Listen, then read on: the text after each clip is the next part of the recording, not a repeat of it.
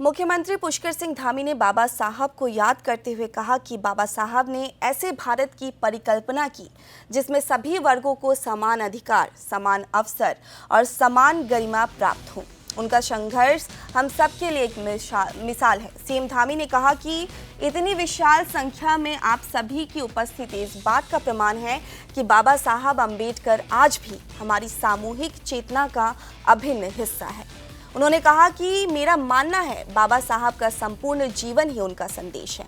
उन्होंने कहा कि वे एक ऐसे युग द्रष्टा थे जिन्होंने गुलाम भारत में जन्म लेकर भी अपनी ज्ञान और संकल्प के द्वारा न केवल स्वयं के जीवन को बदला बल्कि करोड़ों वंचितों, शोषितों और पीड़ितों को न्याय की राह दिखाई।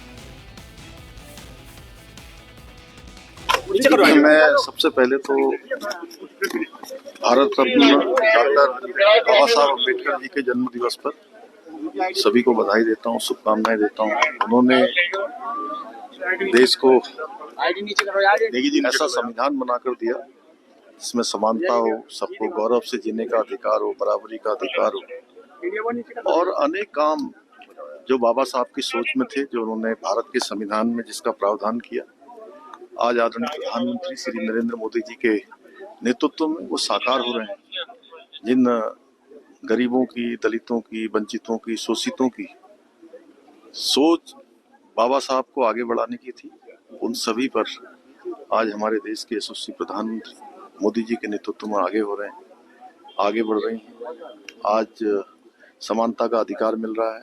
उत्तराखंड राज्य में बाबा साहब ने जो भारत के संविधान के अनुच्छेद 44 में समान नागरिक संहिता का प्रावधान किया था, उसकी शुरुआत देवभूमि उत्तराखंड से हो गई है और ये बाबा साहब को सच्ची श्रद्धांजलि है जो उन्होंने प्रावधान किया।